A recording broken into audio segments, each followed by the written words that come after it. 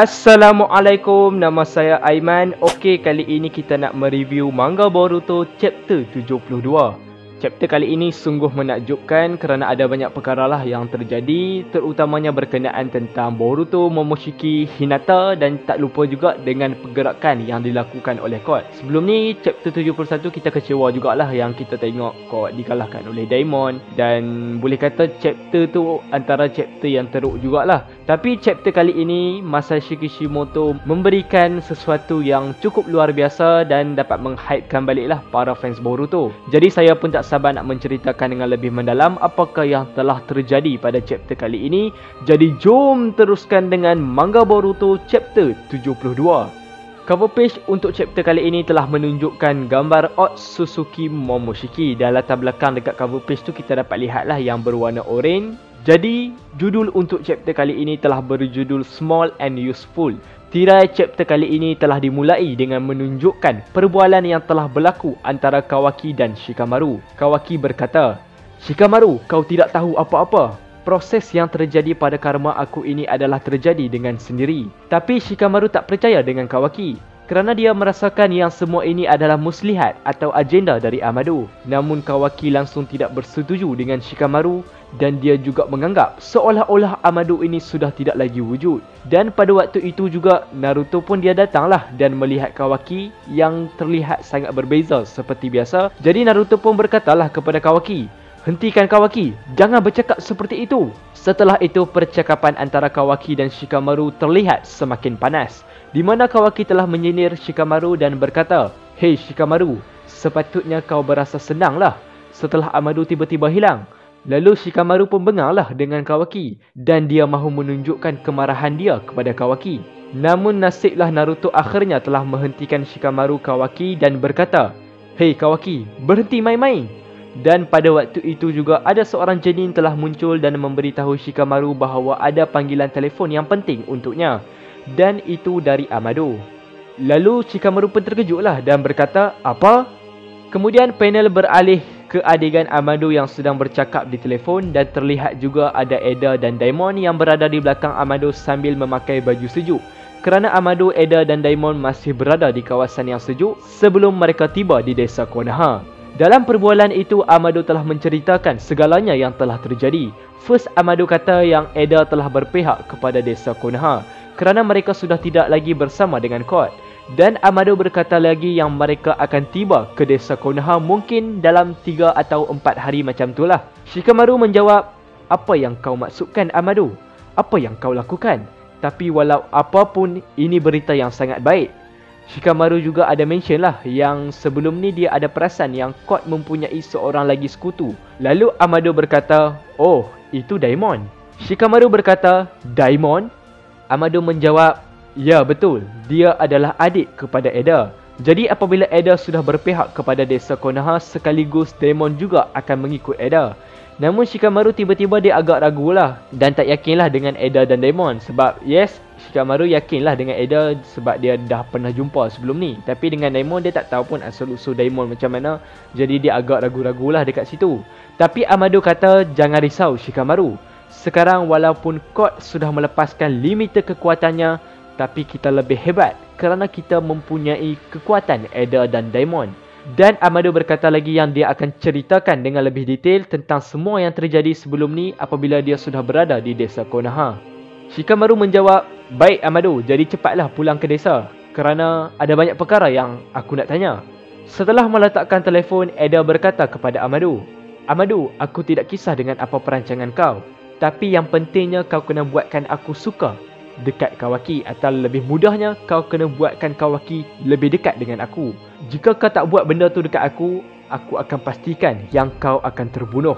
Lalu Daimon pun berkatalah, "Tak apa kakak, biarkan aku sahaja yang membunuh orang tua ini jika dia tak menunaikan janji kita."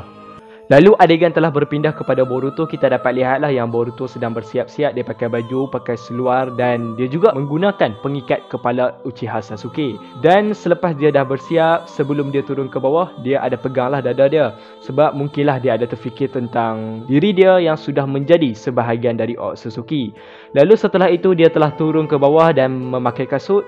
Lalu tiba-tiba di belakang Boruto telah munculnya Hinata. Dan kita dapat lihatlah yang Hinata ni agak sedih kerana dia sangat risaukan tentang Boruto kerana dia sudah tahu yang Boruto sebelum ini pernah dibunuh oleh Kawaki, tetapi disebabkan oleh Otsutsuki Momoshiki, Boruto berjaya diselamatkan, namun Boruto telah menjadi sebahagian dari Otsutsuki. Jadi kerana keadaan seperti itu, Hinata sangat risau dan dia juga menangislah kerana dia takut yang mungkin selepas ini apabila Boruto sudah keluar dari rumah ini, Boruto mungkin tidak akan kembali lagi. Lalu pada waktu itu juga Himawari dia muncullah dekat berhampiran dengan Boruto dan Hinata, tapi dia hanya melihatlah. Tetapi dia hanya diam dan melihat situasi yang sedang terjadi. Selepas itu Boruto pun berkatalah, "Ibu, jangan risau. Abang sekarang sudah menjadi seorang shinobi. Abang akan pastikan yang abang akan kembali selepas ini." Dan Boruto pun telah keluar dari rumahnya sambil dia melihat ke belakang kerana dia agak risau ataupun terfikir-fikir tentang Hinata. Kemudian kita melihat yang Boruto sudah keluar dari rumahnya. Tapi tiba-tiba pada waktu itu, keadaan di sekeliling Boruto tiba-tiba menjadi terhenti, seolah-olah waktu dihentikan. Rupa-rupanya itu adalah perbuatan dari Otsutsuki Momoshiki. Dengan kemampuannya dia menghentikan waktu dan dia ingin berkata sesuatu kepada Boruto. Momoshiki berkata, "Boruto, kau kata aku akan kembali, kau jangan merepek. Kerana takdir kau tak lama lagi akan terjadi." Lalu Boruto berkata, "Apa maksud kau Momoshiki? Kau bukannya boleh hidup semula. Jadi kau jangan berangan Momoshiki." Lalu Momoshiki berkata, "Hei Boruto, walau apapun yang kau lakukan untuk hidup dan bertahan hidup, kau kena ingat takdir yang aku sebutkan akan terjadi tidak lama lagi. Dan di masa depan, hanya keputusasaan yang kau akan rasakan. Ingat kata-kataku ini. Takdir ini akan terjadi kerana kau akan kehilangan segalanya di masa depan. Dan semua ini akan terjadi dengan begitu cepat." Lalu kita dapat lihatlah yang Boruto ni sangat frust lah dengan Momoshiki yang tak habis-habis ulang tentang takdir dia. Tapi Momoshiki macam biasalah, dia kata lagi tentang takdir Boruto, di mana dia kata, "Apapun yang kau lakukan Boruto, kau nak lari ke hujung dunia kah? Kau nak lari ke kanan dunia kah? Ke kiri dunia kah? Tapi benda yang sama akan terjadi. Kerana takdir yang aku sebutkan ini tetap akan terjadi." Dan kita dapat melihatlah yang Boruto ni sangat frust dengan Momoshiki.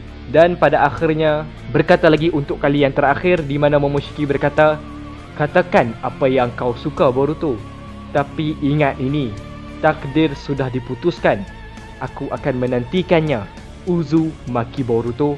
Dan tiba-tiba akhirnya Momoshiki telah menghilang. Dan asap-asap dekat situ, waktu-waktu pun sudah kembali seperti biasa dan Boruto pun sudah boleh bergerak lah. Dan selepas Momoshiki menghilang, kita dapat lihatlah yang Boruto ni sangat frust dengan Momoshiki. Dan pada waktu itu juga kita dapat lihatlah yang Sarada dan Mitsuki telah tibalah untuk menjemput Boruto untuk melakukan misi mereka. Tapi semasa Sarada dan Mitsuki sudah hampir dengan Boruto, tiba-tiba mereka dapat lihat Boruto yang berada dalam keadaan yang sangat frust. Dan tiba-tiba Boruto akhirnya telah menjerit kepada Momoshiki. Dan setelah itu Boruto telah melompat pergi ke bangunan Hokage.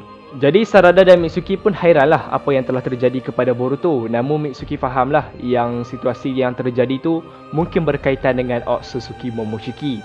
Jadi mereka berdua pun ikutlah Boruto pergi ke bangunan Hokage. Lalu babak telah berpindah ke adegan yang seterusnya. Kita melihat Code yang telah menggunakan tanda cakarnya dan telah tiba di tempat beradanya Jubi. Kalau korang yang tak perasan, sebelum ini dalam Boruto episod 202 ataupun 203, kita telah dipertunjukkan dengan sebuah tempat di mana tempat itu mempunyai monumen-monumen Otsutsuki dan tempat beradanya Jubi. Jadi Code telah datang ke situ dengan menggunakan tanda cakarnya sambil dia membawa Bug. Lalu apabila Code telah tiba di tempat itu, dia pun telah melihatlah ke arah Jubi. Dan Bug juga terkejutlah apabila dia melihat tentang keberadaan Jubi dan dia berkata, "Bukankah ini Jubi? Wah, ternyata dia masih hidup." Dan Bug juga ada bertanyalah kepada Code, "Code, aku lihat kau tenang je, padahal kau dah ditolak oleh Ada dan dikalahkan oleh Daimon." Lalu Code berkata, "Jangan risau, aku ada perancangan lain yang aku akan lakukan. Dan ini nampaknya berjalan dengan baik. Dan semasa Boruto sedang pergi ke Bangunan Hokage, kita dapat lihatlah yang Boruto cuba memberi semangat kepada diri dia supaya dia semangat untuk masa depan, kerana dia perlu yakin yang dia dapat menghadapi apa yang dikatakan oleh Otsutsuki Momoshiki. Dan pada waktu itu pun Mitsuki dan Sarada senang ikut Boruto lah. Dan Babak juga telah beralih ke adegan Himawari dan Hinata. Lalu Himawari bertanyalah kepada Hinata, Ibu jangan risau. Adik akan menjadi seorang ninja dan akan membantu abang selepas ini. Jadi ibu janganlah risau tentang abang, kerana adik yakin yang semuanya akan dalam keadaan yang baik sahaja. Lalu Babak telah beralih semula ke adegan Court. Setelah Court bercakap sesuatu kepada Bak, dia telah menggunakan tanda cakarnya dan meletakkan jumlah tanda cakar yang begitu banyak ke tubuh Jubi tersebut.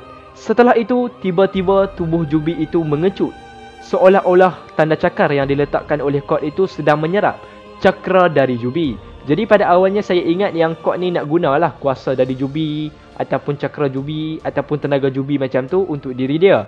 Tetapi ternyata tidak. Pada akhirnya kita dapat melihat yang telah muncul beberapa angkatan baru, sekutu baru yang telah dihasilkan, makhluk baru yang telah dihasilkan oleh Court menggunakan tanda cakarnya. Dan benda ni pernah terjadi suatu ketika dahulu pada peperangan dunia ninja yang keempat, di mana Uchiha Obito juga menghasilkan beberapa angkatan baru dari kekuatan Jubi. Jadi dengan angkatan-angkatan seperti ini, Court mampu menggunakannya untuk menghadapi desa Konoha selepas ini. Jadi Bak pun terkejutlah melihat tentang situasi yang sedang terjadi dan tidak menyangkakan yang Court mampu melakukan semua ini. Lalu kita telah melihat ada salah satu dari angkatan tersebut sedang dikawal oleh Court, dan rupa-rupanya makhluk itu juga mampu menggunakan kemampuan yang sama seperti Court, di mana dia juga mampu berpindah ke sesuatu tempat. Lalu dia telah berpindah dari bawah dan muncul di hadapan Court. Dan kita dapat lihatlah yang desain dari bentuk ataupun makhluk ini sangat luar biasa. Dan ia nampak seperti Frieza dari Dragon Ball, cuma mata dia ada satu ialah. Satu mata lagi ditutup dengan tanda cakar milik Court. Dan chapter manga Boruto 72 tamat macam tu je, di mana pada akhirnya kita dapat melihat yang Court dapat menghasilkan satu angkatan yang cukup luar biasa untuk menghadapi desa Konoha. Jadi bagaimana menurut korang, adakah setelah ini akan berlakunya peperangan dunia ninja yang kelima? Jadi saya akan buatlah teori berkenaan dengan peperangan ni, jadi korang stay tune je. Dan itu sahaja pembahasan saya berkenaan alur cerita manga Boruto chapter 72. Akhir kata saya Bro Aiman. Thanks for watching. Assalamualaikum warahmatullahi wabarakatuh.